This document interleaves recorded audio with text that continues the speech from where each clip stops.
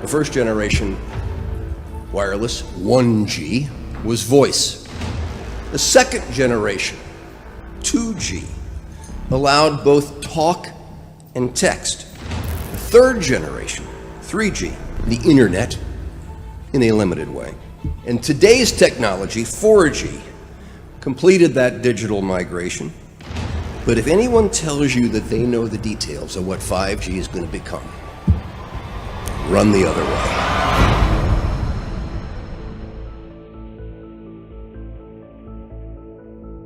The more I know, the more I realise how little I actually know.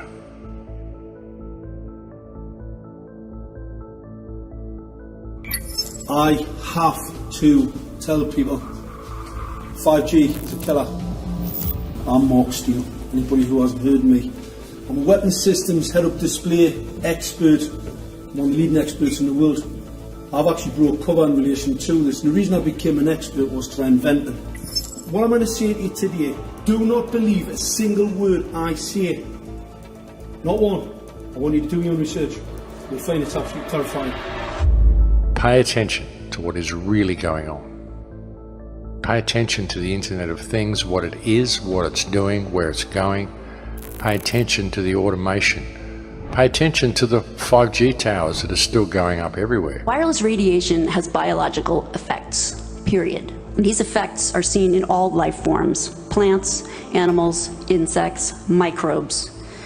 In humans, we have clear evidence of cancer now. There is no question. It's very important that people always look at both sides, and as positive as what the right hand is offering you, always to pay attention to what the left hand is doing. Just because a lot of people think something is right doesn't make it right. Just because a lot of people think something is good doesn't mean that it's good. It will be impossible to exist in a city or to walk outside without being exposed. There's going to be a cell tower in front of every few houses, and this means that your personal choices, whether or not you personally use a cell phone or hold it 10 inches away from your head, that cannot escape you from your radiation exposure. This is not a random series of events that have brought us to this point. Even when you look at technology, civilization, industry, the rise of technology, none of this has been random. None of it has been simply a matter of course, simply men inventing things and connecting the dots and moving to the next practical thing. All of it has been done by design to lead us to a certain point. Not a lot of people can really see what is actually coming. It's about to become a very, very different world, folks. This is a very, very disruptive technology. Very disruptive in as much as it's going to disrupt the way we live our normal lives if we allow it to be rolled out and if we abide by the parameters that the government's putting in place with this technology.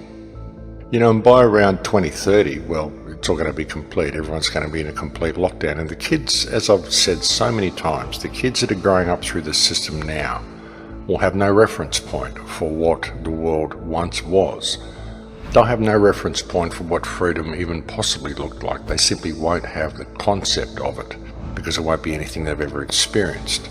And with 5G, I mean, what people need to understand with it is that it's all military-grade technology. It's not just about monitoring. It's not just about social crediting. It's not just about surveillance. It's also about crowd control. It's about mood control. It's about emotional control. There are so many patents, so many US patents, so many DARPA patents that show the incredible amount of psychological manipulation you can do through electromagnetic radio waves. And not just psychological control, but also physical control. I mean, it's control at all levels you can think of, folks. It's right across the spectrum. We've seen experiments with MIT where they've injected nanotechnology into rats and they've been able to switch the genes of the rats on and off using radio waves to operate the nanotechnology. You think about what's in the chemical spraying that goes on in the sky, the nanotech in all the foods. I mean, we're being set up in a big way, ladies and gentlemen, and the manipulation that comes through this 5G system is profound. It's absolutely off the charts. It's way beyond what many people are considering. You have the capability of manipulating vast sections of population, targeted areas of population, or targeting people individually, targeting crops individually, biology individually. You think about the nanotech, it's in everything. So anything that the nanotech is in can be manipulated through this 5G system. And the nanotech is in everything. They spray the nanotech in the skies, they put nanotech in the food, even with what we flush down through our drains in our own homes. Gets passed on down through the water system, so you see this in the food chain, and there's nanotech in the food that we're eating and nanotech in the stuff that we're washing down the drains, and of course it ends up in the river system, it ends up in the fish, ends up in the algae, ends up in everything. With all of the stuff that they're feeding us about fast communications and good downloads and good connection speeds and all of this sort of stuff, that's the secondary application of all of it, or even the third application of all of it, because ultimately this is military grade technology, and what it's about is control, and ultimately it's a weapons system. You know, it's a surveillance system and a weapons system. You can have people under surveillance and then you can weaponize it and target certain individuals for elimination or whatever, heart attack, cancers, whatever you want to do to them. You just got to look at it, folks, and think, well, how much can you trust your government? Can you really trust these people? Look what they've done to the world so far, and that's who is rolling this system out, apparently for our benefit. When you look at the internet, you look at what it's becoming something that we never wanted. I mean, we wanted the internet there so we could have access to information, we could have fast communication with each other, but now it's becoming a digital barrier between us and reality. It's becoming something that we must interface with in order to access the real world around us, and all of our information is being removed from us and put onto what they're calling cloud computing now. They're even saying that soon you won't be able to get hard drives for your machines. You won't need hard drives because everything will be on the cloud. And all that means is that it doesn't exist anymore. It's up there in cyberspace and you don't actually have access to it on your own computer. So you can't have access to your own things. You've got to keep them on the cloud, which means you can be locked out of all of your stuff at any time. That's what it's about. I mean, I know people that have uploaded their photos to video host programs and then suddenly they get locked out and they need to verify who they are in order to access their own stuff. I mean, this is ridiculous, folks. They do all this sort of stuff and they say it's for your security. We're locking you out of the system because you've changed location for the day, and so we don't think you're who you are, so we need access to all your devices and your cell phones and everything we can get to try to track you and triangulate you and get everything we can on you before we're going to let you have access to your own things again. That's what they do, and they call it security. It's not keeping you safe. It's keeping tabs on you and making sure they can lock you out at any opportunity, and they're just kind of showing you that they can do that, and you're agreeing with it by going along with it. And when you've got kids that are growing up into this system and everything that they do is online, everything they know is online, all their bank accounts, their shopping, their friends, their Instagram, all their connections to everything, their electricity bill, it's all online. And even their car keys and their access to their house becomes digital. Then any threat of being locked out of that is going to stand as a major obstacle to these people ever thinking for themselves in their lives. You know, you imagine what it would be like. You start to question the government's actions. You start to speak out about vaccines. You start to speak out about anything that means something to you, and suddenly you find yourself locked out of the system. Suddenly you can't access your stuff because none of your stuff is here in the real world anymore.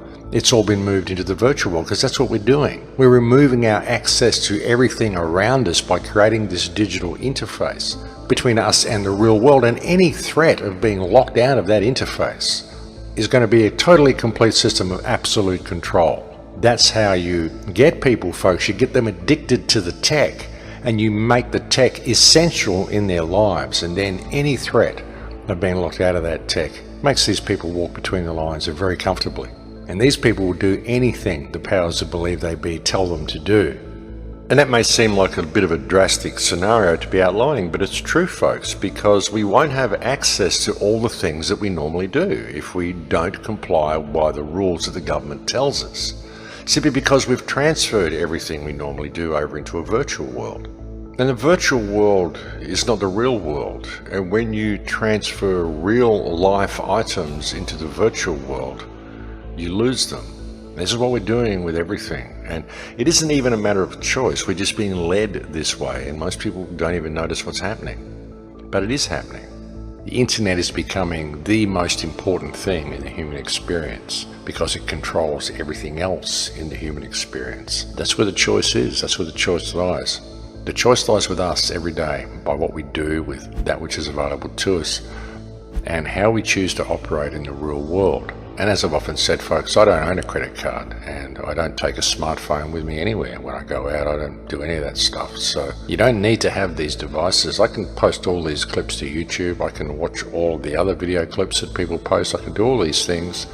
I can even access social media and do all those things, all without having a smartphone. So we really need to think about the choices that we are making. The decision is with us, and it's always been with us.